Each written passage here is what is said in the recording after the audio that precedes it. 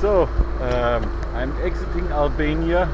My adventure watch says it's 37 Celsius and it's pretty tough waiting here. But that's it, I'm leaving Albania in, well, 2 cars, probably half hour. And there's the ferry.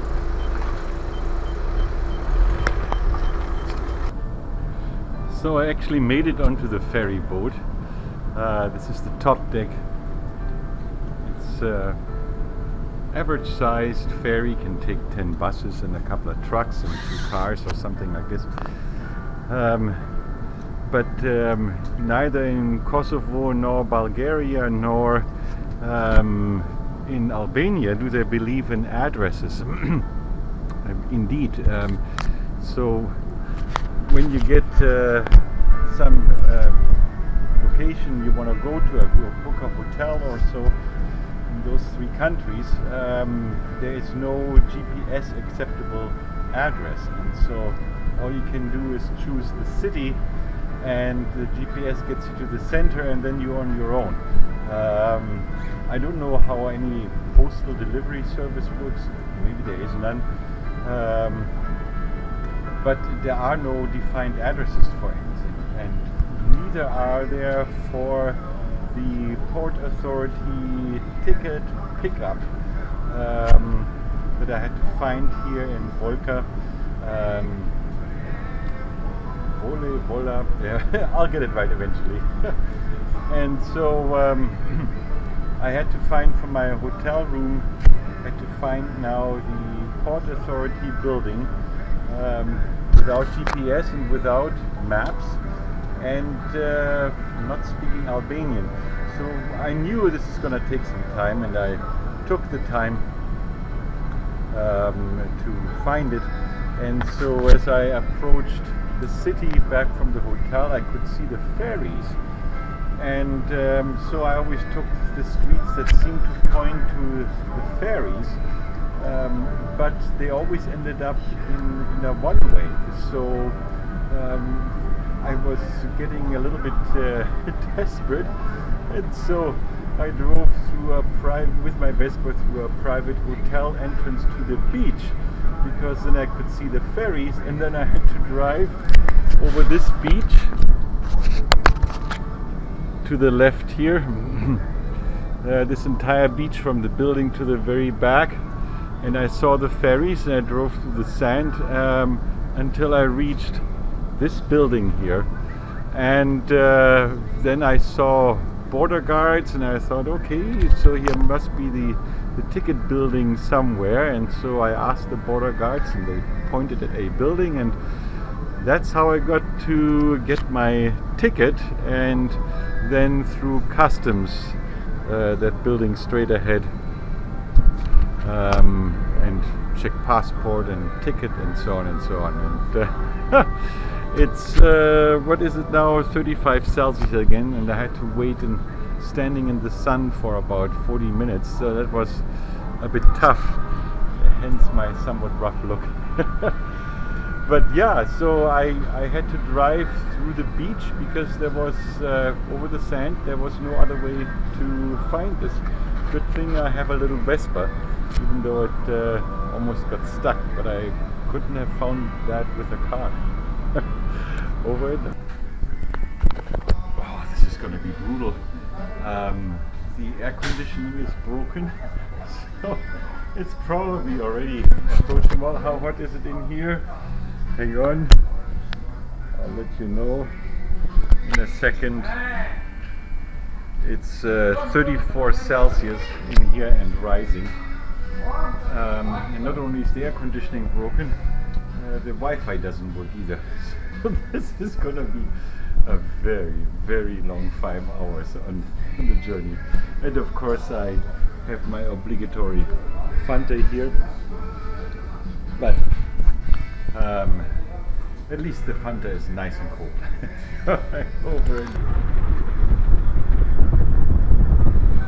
So it's about an hour past leaving time, and They're still trying to load in trucks. There's one more waiting, so this is probably gonna be another hour till it leaves. At least the ship's motors are on. That seems to be a sign that maybe within the next hour or so. While here on the sister ferry, I'm all envious. People look cool. They are now pulling in the mats and drawing up the bridge, so they're ready to leave. There's no sign on our side. The mats are still out, which means there's going to be more trucks coming. Oh. Well, we are finally on the move. Unbelievable. Only about 2 hours and 10 minutes late that we're leaving. And so a last look to Albania. It might not be the last look after all.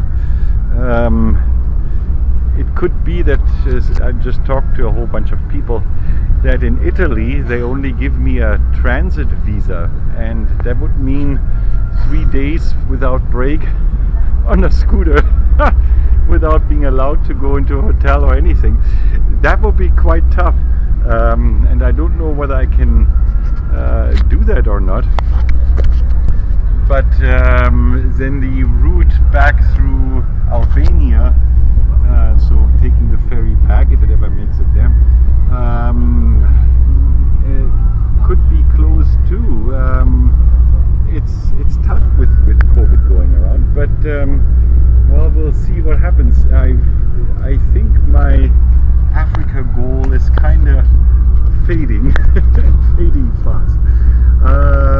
Well, so there they are, the shores of Italy.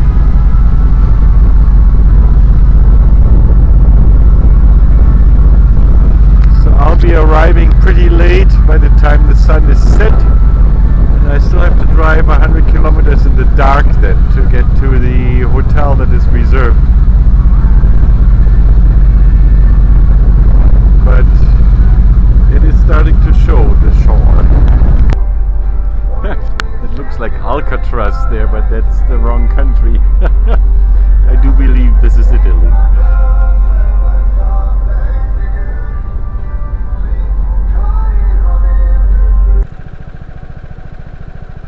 Well, I'm through the border, which was about a 2-hour wait. In addition to the ship being 2 hours late, cancelled my hotel room where it was, well, my wife did for me, and booked one in Brindisi. So because I was standing there in fumes at the border from the ferry for about 2 hours behind all these diesel buses, this wasn't a nice port of entry. We'll make this our port of entry into Italy.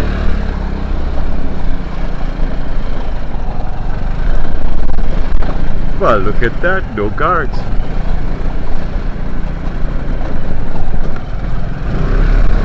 Beep beep. Alright, and I'm officially... Let's walk to my hotel in Brindisi.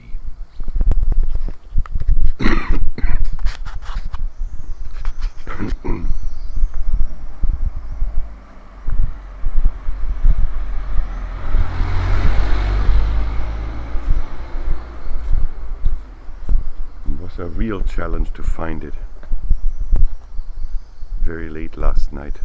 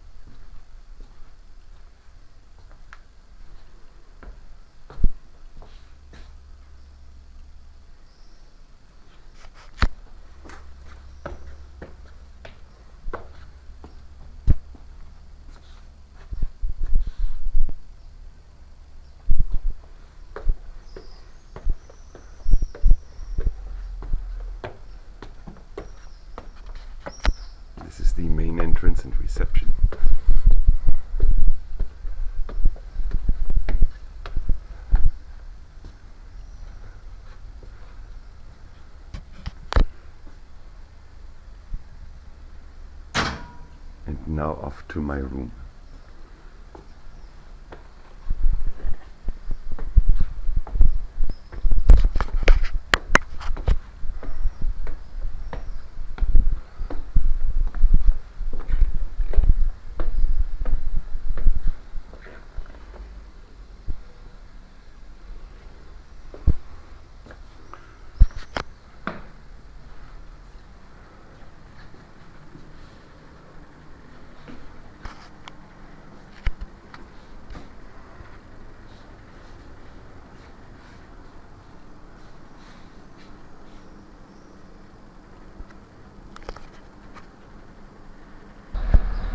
So we'll ring in day 9 with an original Italian Fanta.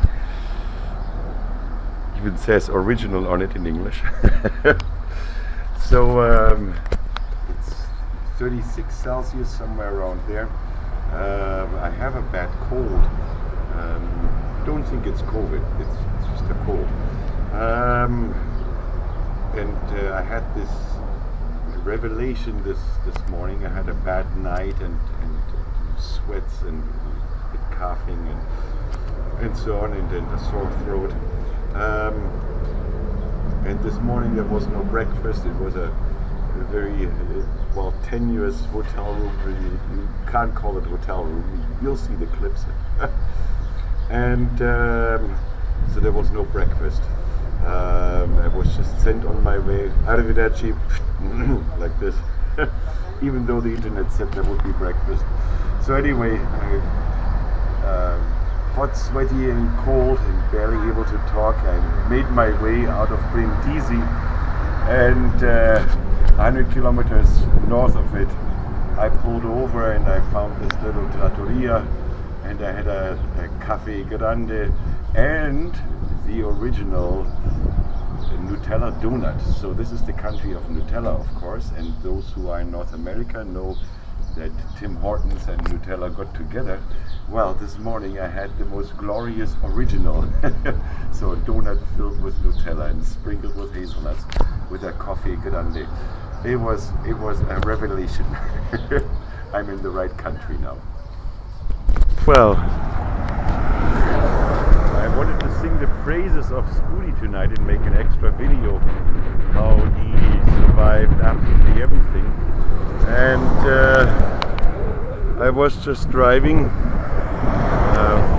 120 or something like this on the Autostrada here, and all of a sudden there's a big crack, and Scooty is no more. So I tried to call the Automobile Association, the ADAC here in Europe, and then the number didn't work, so I called my wife and she called them, and they called me here in Italy, and if everything works out, in about 40 minutes there will be somebody there. So, well, what a disappointment. And I had 2 days booked in a nice resort hotel in Cesenatico. I'm just 100 kilometers away from it, and no more. Oh. Where do I begin? It's, I think, day 10. I'm starting to lose count. Incredible things have happened again in this rather adventurous holiday. I'm sitting here at the grand piano of a senior citizens home that is also a hotel right across the famous Basilica of Loreto, and which we will see later on a little bit. I will see whether it's open and we can go into it. How did I get here? It's a very unlikely place. Well, I was already looking forward to my hotel with swimming pool right at the ocean and balcony and full pensione and everything. I had booked it for 2 days so that I actually have 1 day of holiday, right, holiday. And my Vespa broke. And I had no idea what it was. It was in the afternoon. I had ridden through very intense midday heat, around 40 Celsius or so on the highway for hours. And just before I wanted to make a stop and drink something and fill up the Vespa again, um, all of a sudden there's a crack and the engine shuts off and I'm rolling to the emergency strip. And so called the tow truck. I'm a member of the ADAC, or ADAC as they call it here, Automobile Association in Germany, and they cover all of Europe. And so called them, they called a local tow truck, but in the meantime I was getting very, very thirsty because I hadn't drunk much that day, and now I was baking in the sun on the highway for 2.5 hours, and was getting rather desperate there. So eventually the tow truck comes, picks up the scooter, picks me up, drives me to Loreto, which is where I am right now, and drives the scooter, because it was Sunday night, drives the scooter into the depot and to then deliver it to some Vespa dealer in the morning. And so I arrived here and couldn't figure out, is this a hotel, is this an institution, what is this? And over the closed circuit television was running at the Verdi Requiem, that was going through all TV screens, followed by a mass from the basilica over there, and followed by Vespers, and so that's the only thing you can watch in this institution here, which is great. And so I felt right at home after I figured out what this is. Nobody spoke English last night, so it came across as a little bit unusual. And then this morning I started calling around, where is my scooter? And there was a very friendly receptionist, Monica is her name, who lived in the States for 7 years, and her English was quite good. And I said, oh, you gotta help me, you have to call the association and the towing service and find out where my Vespa is or where it's going, and so on. And so she called Vespa dealers, who said no, too busy, don't bring it, and then called the ADAC towing service, which is Italian here in this regard, of course, and they said, no, we tow it there anyway, we have nowhere else to tow it. And so this looked like it's gonna take weeks till somebody looks at the Vespa, and then I was in constant contact with the German sort of ADAC embassy here, and they were very helpful and very nice. And so it was decided I'm gonna take a rental car and drive the last 1,000 kilometers home on a rental car, and then decide in a couple of weeks what is the fate of Scooty. And then rapid changes happened. All of a sudden the Vespa dealer calls and says, the Vespa is here, what's he supposed to do with it? And he can't do anything, he's alone today, and so on. And then ADAC wrote me a text message saying, it'll be looked at on Wednesday for a diagnosis, and we'll take it from there. And then I called them and blah, blah, blah. So make a long story short, after I got a booking number for the rental car, booked a taxi and this and that, the Vespa guy calls and says it'll be ready and done this afternoon. So it seems like with a day delay, I'm still going to get my 2-day little stay in Cesenatico, and then make my way home. I have enough tolerance, as in grace time, to make it home before my job starts again. And it was looking for very, very bleak this morning. Oh, and I have to add, of course, the crossing last night into Italy from the ferry. Took many hours standing behind a diesel bus that was just blowing for 2.5 hours with diesel fumes right into my face. I have a cold, it's not COVID, but I have a cold that I caught in Albania, and I think because of the temperature change from the high mountains down into the coastal valley is about a 25 Celsius, 30 Celsius temperature difference, and that can happen that you catch a cold then. in the morning, last morning, I was absolutely miserable. A headache from all the diesel fumes, my cold, I couldn't talk, and the hotel was bizarre in Brindisi. So from that, and then the scooter braking. No bank machine has money here. They're all broken. From looking absolutely desolate, it all is coming to a good solution within a few hours. I just thank God and thank Mary and thank Saint Christopher, and first of all thank Jesus. This within about 6 hours. This is this remarkable turnaround.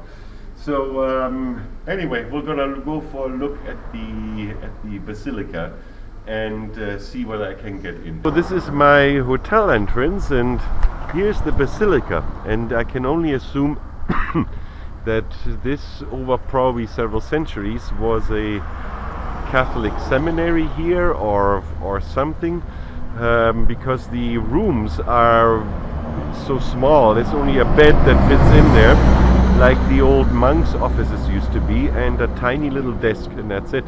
And so right across from the entrance here is the basilica, and we'll try to get into.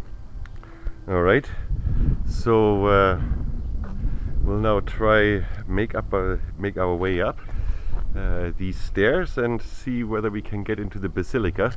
It says right here basilica, so this might be the way. We'll climb the stairs in what is about 40 Celsius heat.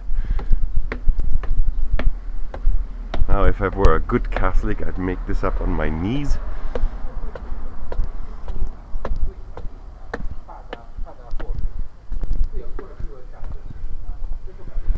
And there, this looks very hopeful. That's beautiful.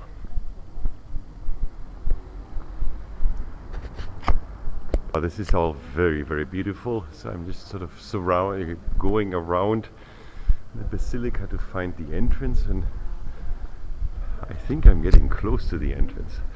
This is absolutely magnificent.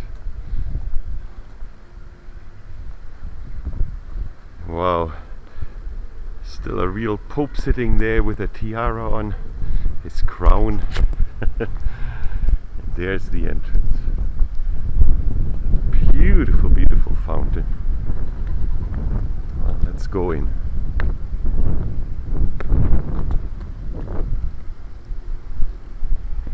I have to put my mask on.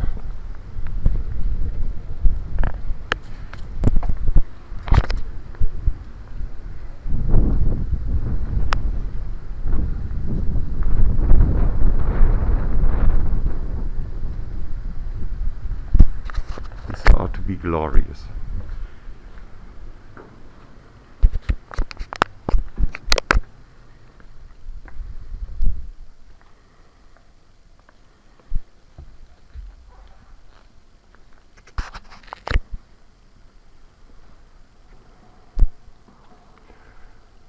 Wow, beautiful.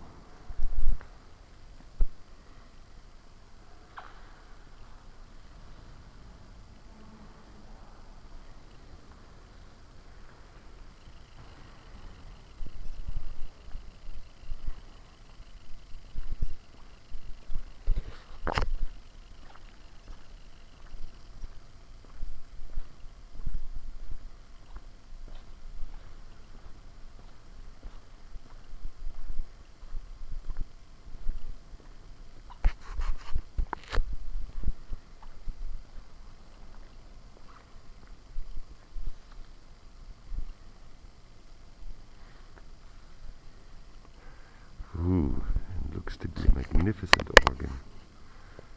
Love to play it. Well, let's see where I'll ask around.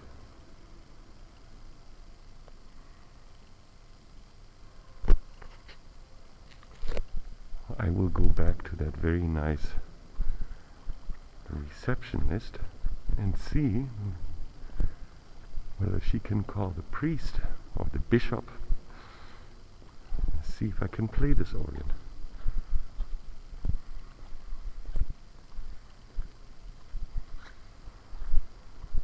be the baptismal font. Just a tiny little thing. How beautiful.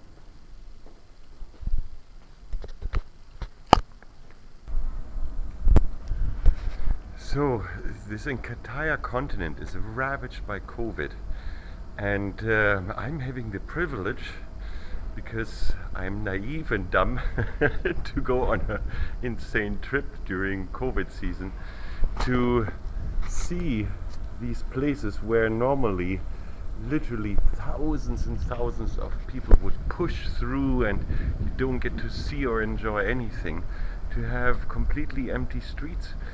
And everything is locked down here. There's the odd little corner store is open, but all the hotels are closed. That's why I guess I ended up in this in this quasi monastery, because all the secular hotels are closed. And here I am alone in this huge tourist draw. Yeah, look at this, all these cafes, bars, everything's closed. This should be bustling with a solid lineup of cars honking and beeping and pushing each other. And it's the occasional car that comes by, and everything is closed. There's no people here, and this is how it was pretty much through my entire trip through all of Europe, minus Spain and France. This is stunning, and what a privilege from my side that I get to see this in this state. I mean, this will, unless COVID comes back or so, this will be probably a lifetime opportunity to have done this. Wow. So this is probably Main Street, Loreto. This is where all the buses squeeze through when there's no COVID. Wow, how nice. I'm just gonna follow this, see what happens. I'm on the look for an ice cold aranciata, but here in Italy a properly cool drink is at a premium, very hard to get, and if you get it for a little can, it's anywhere between 3 and 5 euros, just because it's cold. Wow, what an experience. It's just beautiful here. After a long search, and relatively cheap, 2 euros 50 cents for this beautiful Fanta. Oh, this will be good.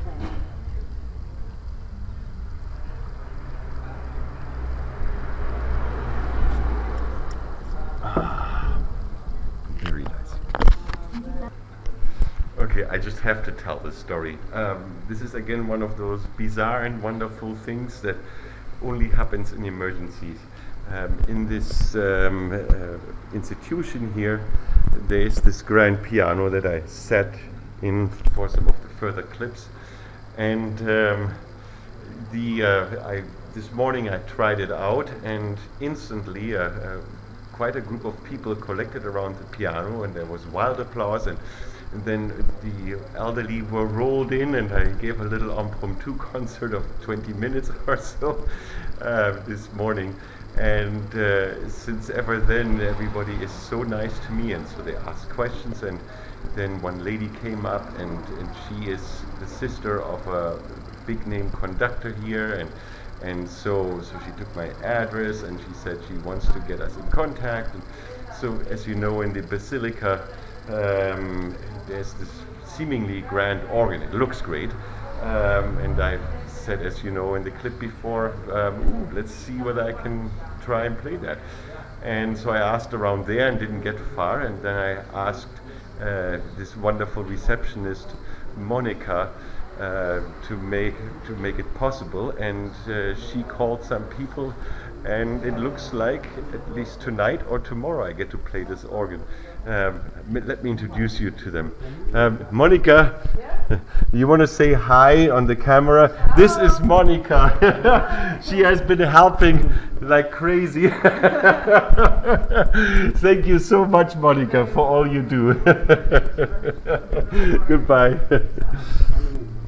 And so I have a whole bunch of emails of two different conductors and other musicians that people gave me, and there's a great enthusiasm.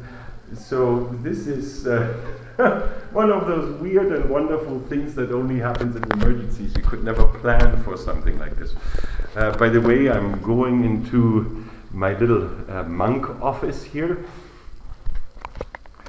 This morning, the internet didn't work where I was before. I was in one of the little offices over there, and now they gave me a room over here because the internet works here. And so this is my little entrance dorm, a very Spartan washroom, and the little office, just enough room for a bed, a closet, and a little desk, as the monks used to have it. And with this gorgeous view, of course, and out my window, and the ocean is right over there. Well, will you look at that? I actually made it to Cesenatico, which was supposed to be yesterday, with scooter, so it's today with rental car, and so I have to drive back to Loreto for 100 kilometers, return the rental car, pick up the scooter, which is fixed apparently, and then come back here for my second night stay. So I actually did it. Look at that.